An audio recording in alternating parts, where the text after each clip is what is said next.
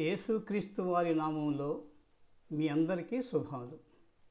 ఈరోజు మనము పరిశుద్ధాత్ముడు భూమి మీదకి ఎప్పుడు వచ్చాడో తెలుసుకుందాం. యోహాను సువార్త 14వ అధ్యాయం 16వ వచనం.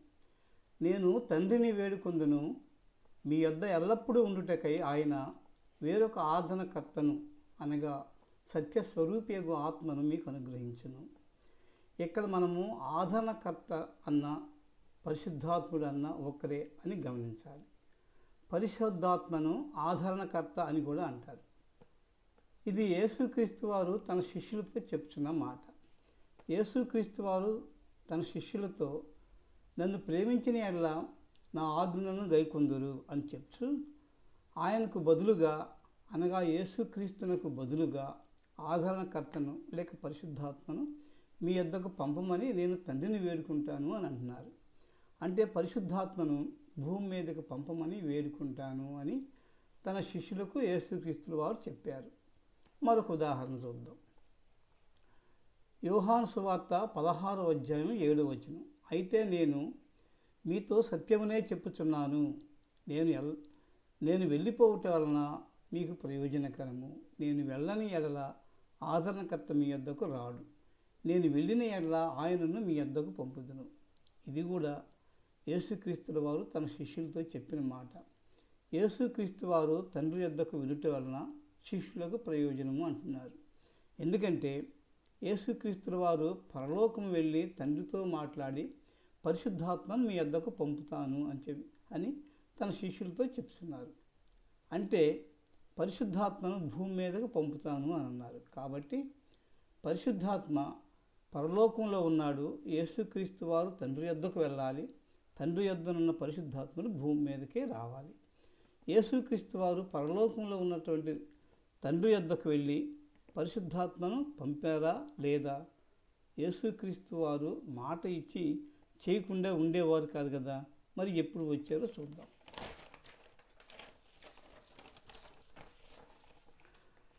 పెంతెకోస్తు పండుగ దినమున అపోస్తలులు, మరియమ్మ తల్లి, ఇంకా కొందరు శిష్యులు అందరూ కలిపి 150 మంది యెరూషలేములోని ఒక గృహంలో కూర్చుని ప్రార్థిస్తూ ఉన్నారు.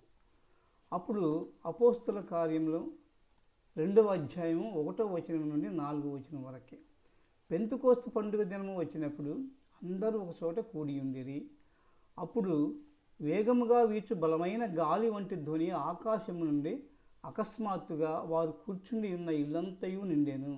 మరియు అగ్నిజ్వాలల వంటి నాలుకలు విభాగింపబడినట్లుగా వారికి కనపడి వారిలో ఒక్కొక్కరి మీద వ్రాలగా అందరూ పరిశుద్ధాత్మతో నిండిన వారై ఆ ఆత్మ వారికి వాక్శక్తి అనుగ్రహించిన కొలది అన్య భాషలతో మాట్లాడసాగిరి.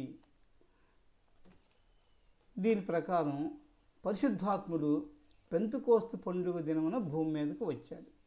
కాబట్టి యేసుక్రీస్తు వారు చెప్పిన ప్రకారం పరిశుద్ధాత్మని భూమి మీదకు తండ్రితో చెప్పి పంపించారు. పెంతెకోస్తు అనగా 50th అనగా 50వ అని అర్థం. 50వ రోజు. ఎప్పటి నుండి 50వ రోజు అంటే యేసుక్రీస్తు వారు చనిపోయి తిరిగి లేచిన రోజు నుండి 50 రోజులు. పునరుద్ధానుడు అయిన తరువాత 50వ రోజున పెంతెకోస్తు పండుగ దినమున పరిశుద్ధాత్ముడు భూమి మీదకు వచ్చారు. యేసుక్రీస్తు వారు పునరుద్ధానుడు అయిన తర్వాత 40 రోజులు భూమి మీదనే తన శిష్యులతో ఉన్నారు. 40వ రోజున యేసుక్రీస్తు వారు ఆరోహణమై పరలోకానికి వెళ్ళారు. ఆ తరువాత 10 రోజులకు పరిశుద్ధాత్ముడు భూమి మీదకి వచ్చారు. అప్పటి నుండి ఆయన భూమి మీదనే ఉన్నారు. పరిశుద్ధాత్ముడు మేడగదిలో ప్రార్థించుతున్న వారి మీదకి అకస్మాత్తుగా వచ్చారు. ఆయన అగ్నిలా బలమైన గాలితో వచ్చారు. మేడగదిలో ప్రార్థించుతున్న వారు అందరి మీద వ్రాలేరు. వారు పరిశుద్ధాత్మను పొందుకున్నవారై అన్య భాషలతో మాట్లాడసాగారు. ఆ విధంగా యేసుక్రీస్తుల వారు చెప్పిన విధంగా యేసుక్రీస్తుల వారు తండ్రి యొద్దకు వెళ్ళి పరిశుద్ధాత్మను భూమి మీదకి పంపారు. కాబట్టి పరిశుద్ధాత్మను పొందుకునే విధంగా మన ప్రార్థనా జీవితము, ప్రవర్తన ఉండాలి. Thank you.